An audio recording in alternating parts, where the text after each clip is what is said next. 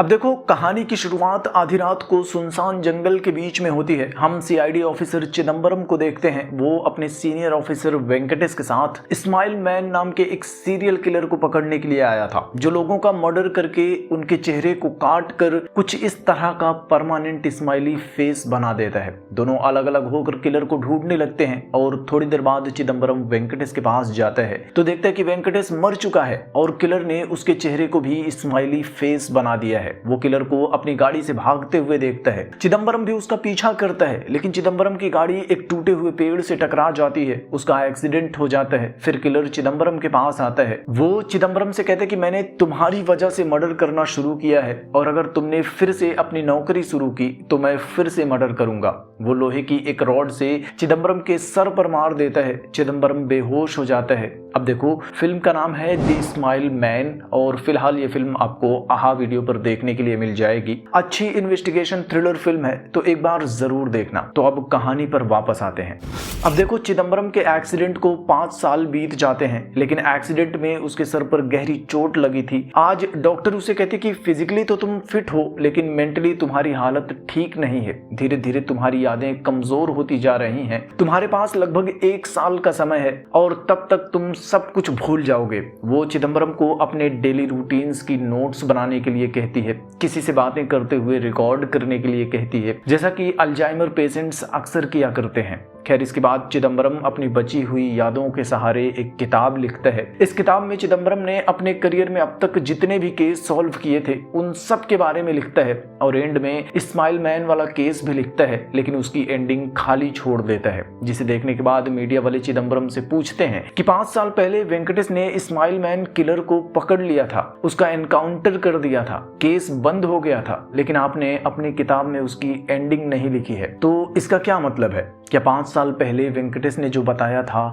वो झूठ था? चिदम्बरम मीडिया वालों के सवाल सुनता है। At the same time Chidambaram की यादों में हम एक छोटी बच्ची को देखते हैं जो चिदम्बरम को चिदम्बरम अंकल कहकर बुलाती है। उस बच्ची की यादों से चिदम्बरम परेशान हो जाता है। तब डॉक्टर उसे संभालती है और मीडिया के सवालों का जवाब दिए बिना ही चिदम्बरम वहां से चला जाता है। बाहर उसकी मुलाकात अरविंद नाम के एक सीआईडी ऑफिसर से होती है, जो कि वेंकटेश का बेटा था। वो चिदम्बरम को अपनी गाड़ी में घर लेकर जा रहा होता है और रास्ते में वो चिदम्बरम से अपने पापा वेंकटेश के बारे में पूछता है। दरअसल 5 साल पहले उस जंगल में जाने के बाद वेंकटेश गायब हो गया था और आज तक किसी को नहीं पता कि वेंकटेश कहाँ है, उसके साथ क्या हुआ था। चिदम्बरम आज भी अरविंद को कुछ नहीं बताता और अरविंद उसे घर ड्रॉप करके वहां से चला जाता है। अगले दिन चिदम्बरम वीरैया के पास जाता है। वीरैया पहले कोर्ट में चपरासी था, लेकिन अब रिटायर हो गया है। वो वीरैया से 4 ऐसे क्रिमिनल्स के बारे में पूछता है जिन्होंने क्राइम तो किया था, लेकिन जुगाड़ लगाकर अपनी चालाकी से कोर्ट में बच निकले।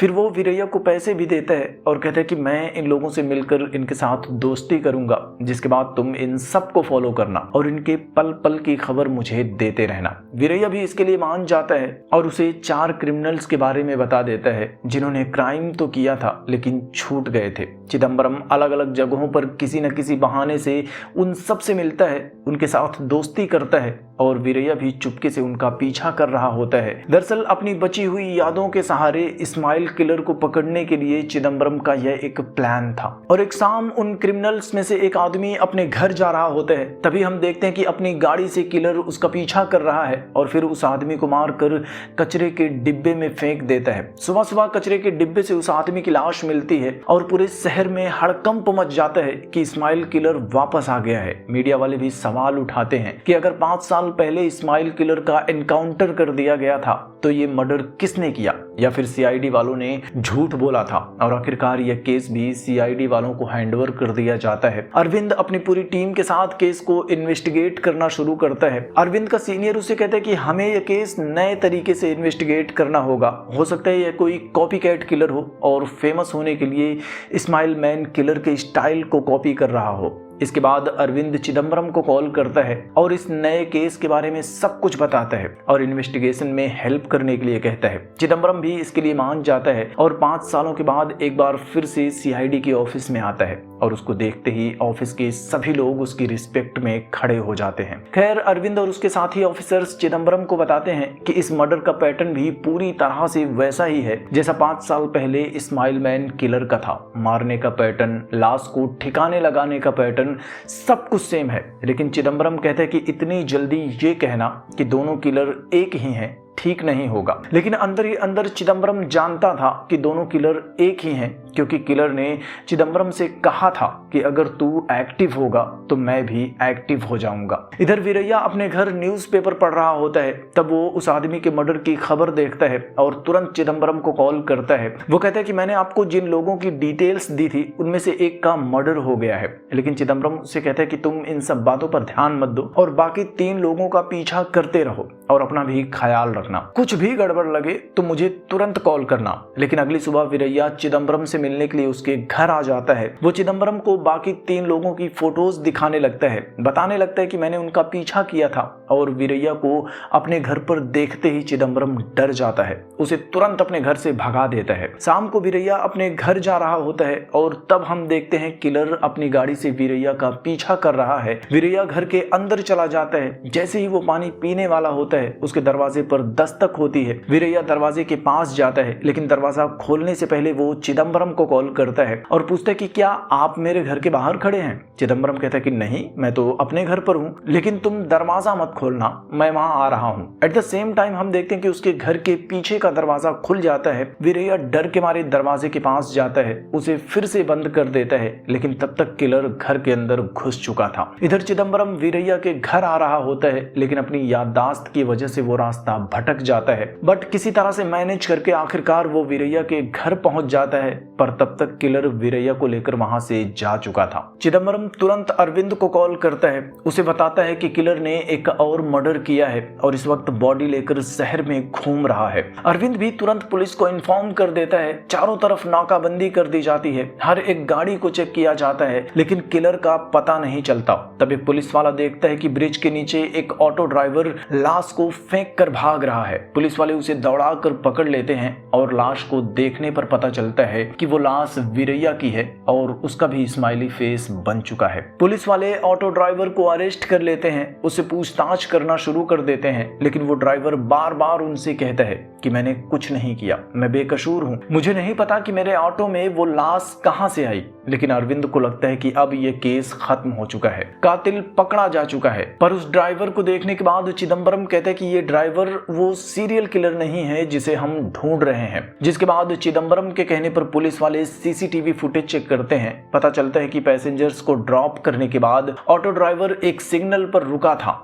तब उसके बगल में किलर भी अपनी गाड़ी रोक देता है। वो अपनी गाड़ी से एक तरह का गैस छोड़ता है जिसे कि कैमरे का व्यू ब्लॉक हो जाता है और इसी का फायदा उठाकर किलर ने लाश को उसके ऑटो में डाल दिया था। इसके बाद अरविंद उस ऑटो ड्राइवर को छोड़ देता है और वो लोग एक बार फिर से असली इस्माइल किलर की तलाश में लग जाते हैं। लेकिन अब अरविंद को चिदम्बरम पर शक हो चुका था। वो समझ चुका था कि चिदम्बरम जरूर हमसे कुछ छुपा रहा है। वो एक बार फिर से चिदम्बरम से सवाल करता है कि आपको कैसे पता चला कि किलर मर्डर करके लाश को लेकर पूरे शहर में घूम रहा था। लेकिन चिदम्बरम उसके सवाल का जवाब नहीं देता। वो अरविंद से कहता है कि मेरी वजह से एक और मासूम की मौत हो गई है, तो बेहतर होगा कि अब मैं इस केस से दूर रहूं। आगे की इन्वेस्टिगेशन तुम खुद ही कर लेना। चिदम्बरम अपने घर चला जाता है। इधर अरविंद वीरैया के घर जाता है और उसके घर में अरविंद को उन 4 क्रिमिनल्स की फाइल मिल जाती है जिनके बारे में वीरैया ने चिदम्बरम को बताया था और उनमें से एक का मर्डर हो चुका था। वीरैया का फोन चेक करने पर अरविंद को पता चलता है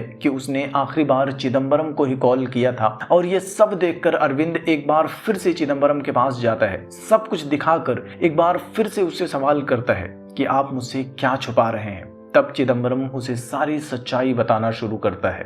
दरअसल 5 साल पहले चिदम्बरम वेंकटेश के साथ ही काम करता था। वेंकटेश उसका सीनियर था और उसने अपने करियर के सभी केसेस को सॉल्व कर दिया था। उसके रिटायरमेंट में बस कुछ ही दिन बचे थे तब उन्हें इस्माइल मैन वाला केस भी मिला था जिसने शहर में अब तक 4 मर्डर किए थे। सीनियर्स के प्रेशर में वेंकटेश ने इस केस को अपने हाथों में लिया, लेकिन कोई सुराग नहीं मिल रहा था। तो वेंकटेश ने एक गरीब आदमी के परिवार को 15 लाख रुपए दिए और उस आदमी को स्माइल मैन बताकर उसका एनकाउंटर कर दिया था। सब लोग बहुत खुश थे, लेकिन कुछ दिन बाद उस गरीब आदमी की औरत चिदम्बरम से मिलने के लिए उसके घर आती है। उसे लग रहा था कि वेंकटेश ने उसके हस्बैंड को जेल में डाला है, लेकिन जब उसे पता चला कि वेंकटेश ने उसका एनकाउंटर कर दिया है तो अब वो चिदम्बरम को सारी सच्चाई बता देती है और सच्चाई जानकर चिदम्बरम के भी होश उड़ जाते हैं। वो इस बारे में वेंकटेश से बात करता है तो वेंकटेश उससे कहता है कि असली कातिल भले ही जिंदा है, लेकिन डर के मारे अब उसने मर्डर करना बंद कर दिया है, तो अब इस बात को भूल जाओ। लेकिन चिदम्बरम नहीं मानता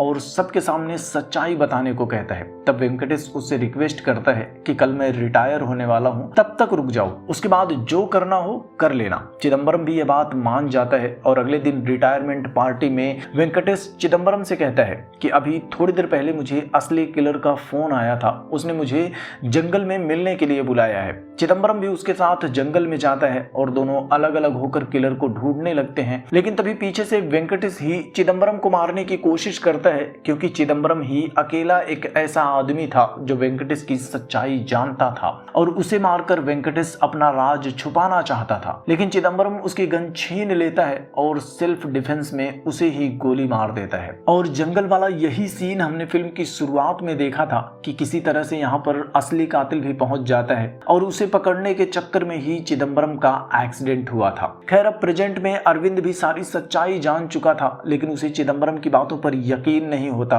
कि उसके पिता, जिन्हें वो अपना हीरो मानता है, वो एक गरीब आदमी के कातिल हैं। और इस वजह से अरविंद अपनी टीम के साथ मिलकर चिदम्बरम के पास्ट को खंगालना शुरू कर देता है। अरविंद को पता चलता है कि स्माइल किलर ने 5 साल पहले जितने भी मर्डर किए थे वो सब चिदम्बरम के घर के आसपास ही थे और विक्टिम्स में वो छोटी बच्ची भी होती है जिसे हमने कई बार चिदम्बरम की यादों में देखा है और वो चिदम्बरम को चिदम्बरम अंकल कहकर बुलाती है। वो छोटी बच्ची एक नर्स चित्रा की बेटी थी जिसे कि चिदम्बरम शादी करना चाहता था, लेकिन किलर ने उस बच्ची को मार दिया था, जिसके बाद चित्रा ने भी आत्महत्या कर ली थी। इसके बाद अरविंद अपने सीनियर ऑफिसर्स के पास जाता है, उनसे कहते हैं कि जाने अनजाने में ही सही, लेकिन चिदम्बरम भी इन सभी मर्डर केस में इन्वॉल्व है। वो कातिल के बारे में हमसे ज्यादा जानता है और शायद उसी ने ही किसी तरह से कातिल को रिसेंट में मर्डर्स करने के लिए मजबूर किया है। वो अपने सीनियर ऑफिसर्स को कन्विंस करके चिदम्बरम को हाउस अरेस्ट करवा देता है। लेकिन अगले दिन चिदम्बरम परमिशन लेकर डॉक्टर के पास चेकअप के लिए जाता है और हॉस्पिटल में वो मीडिया को बुलाकर प्रेस कॉन्फ्रेंस करता है और मीडिया को बताता है कि प्रेजेंट में जो स्माइल किलर लोगों का मर्डर कर रहा है वो असली किलर नहीं है। असली किलर का 5 साल पहले ही वेंकटेश ने इनकाउंटर कर दिया था। वेंकटेश ने किसी से कोई झूठ नहीं बोला, वो एक हीरो था, लेकिन अब कोई उस किलर को कॉपी करके फेमस होना चाहता है। दरअसल अपने इस बयान से चिदम्बरम उस किलर को गुस्सा दिलाना चाहता था ताकि वो फिर से मर्डर करे और उसे पकड़ने का मौका मिले। दूसरी तरफ अरविंद उस नर्स चित्रा के बारे में इन्वेस्टिगेट कर रहा था जिसे कि चिदम्बरम शादी करना चाहता था। हॉस्पिटल में पूछताछ करने पर पता चलता है कि हॉस्पिटल के मॉर्चुरी रूम में प्रभु नाम का एक आदमी काम करता है और वो उस नर्स के काफी करीब था। अरविंद उसके पास जाता है, उससे पूछता है कि तुम चित्रा को कैसे जानते थे? प्रभु कहते हैं कि वो मेरे लिए मेरी बहन जैसी थी। लेकिन प्रभु अरविंद के बाकी सवालों का ठीक से जवाब नहीं दे रहा था, पर अरविंद के पास कोई सबूत भी नहीं था, तो अरविंद भी चुपचाप वहां से चला जाता है। इधर रात में चिदम्बरम अपनी फाइल्स चेक कर रहा होता है, तभी फाइल्स में वो उस गरीब आदमी की वाइफ का फोटो देखता है जिसे स्माइल किलर बताकर वेंकटेश ने इनकाउंटर किया था। चिदम्बरम को एहसास होता है कि हॉस्पिटल में मेरी प्रेस कॉन्फ्रेंस देखने के बाद किलर इसे भी अपना टारगेट बना सकता है और वो उस औरत को ढूंढने के लिए निकल जाता है। इधर रास्ते में वो औरत अपने घर जा रही होती है, तभी किलर अपनी गाड़ी से उसका पीछा करता है। At the same time Chidambaram भी वहां पहुंच जाता है। किलर और उसकी गाड़ी की टक्कर हो जाती है। चिदम्बरम कार से बाहर आने की कोशिश करता है, लेकिन दरवाजा नहीं खुल रहा था। तब पहली बार वो किलर चिदम्बरम के सामने आकर खड़ा हो जाता है और उसे देखते ही चिदम्बरम शॉक्ड हो जाता है, क्योंकि वो किलर कोई और नहीं, मॉर्चुरी में काम करने वाला प्रभु होता है। प्रभु उस औरत को लेकर वहां से चला जाता है और थोड़ी देर के बाद अरविंद के घर में रस्सी से लटकती हुई उस औरत की लाश मिलती है, जिसके साथ एक नोट भी था। उस नोट में किलर ने पुलिस वालों को स्माइल किलर के फर्जी इनकाउंटर की सच्चाई को कबूल करने के लिए कहा था। साथ ही लिखा था कि मेरा एक आखिरी शिकार अभी भी बचा है, मुझे रोक सकते हो तो रोक लो। और उस औरत की लाश देखने के बाद अरविंद को भी यकीन हो जाता है कि चिदम्बरम को फंसाने के लिए ही किलर उसके आसपास के लोगों का खून कर रहा था। मीडिया वाले भी वहां पहुंच जाते हैं और उन्हें भी पता चल जाता है कि 5 साल पहले पुलिस वालों ने झूठ बोला था।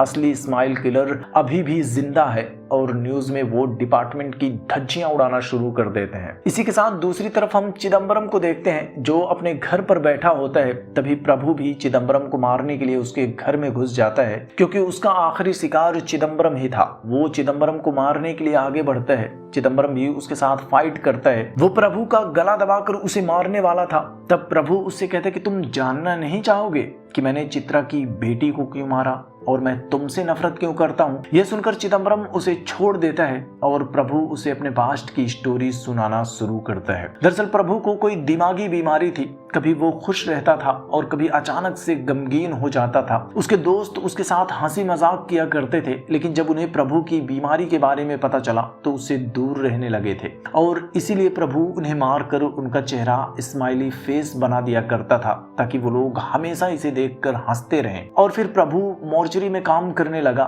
उसके काम की वजह से हॉस्पिटल में कोई भी उससे बात नहीं करता था और तब उसकी लाइफ में एंट्री होती है चित्रा की, जिसका पति मर चुका था और अब वो अपनी छोटी बच्ची के साथ रहती है। लेकिन चित्रा प्रभु के साथ काफी प्यार से पेश आती है और इसी वजह से प्रभु को भी उससे प्यार हो जाता है और कुछ दिनों के बाद प्रभु उसे शादी के लिए भी प्रपोज कर देता है। लेकिन चित्रा कहती है कि अगर मेरी बेटी तुम्हें एक्सेप्ट कर लेती है तो मुझे शादी करने में कोई दिक्कत नहीं है। और उस दिन के बाद से प्रभु भी चित्रा के घर जाकर उसकी बेटी से मिलता था, उसके साथ खेलता था, अच्छे से पेश आता था ताकि वो छोटी बच्ची उसे एक्सेप्ट कर ले। लेकिन उस छोटी बच्ची को प्रभु के साथ खेलना अच्छा नहीं लगता था। वो ज्यादातर चिदम्बरम के साथ खेलती रहती थी जो कि अक्सर चित्रा के घर आया करता था और यह सब देखकर प्रभु को अच्छा नहीं लग रहा था। और एक दिन जब छोटी बच्ची घर में अकेली होती है तब प्रभु उसके पास जाता है, उसे डराता है, धमकाता है, मनाने की कोशिश करता है कि तुम मान जाओ, मुझे तुम्हारी माँ से शादी करनी है, मैं तुम दोनों को खुश रखूंगा।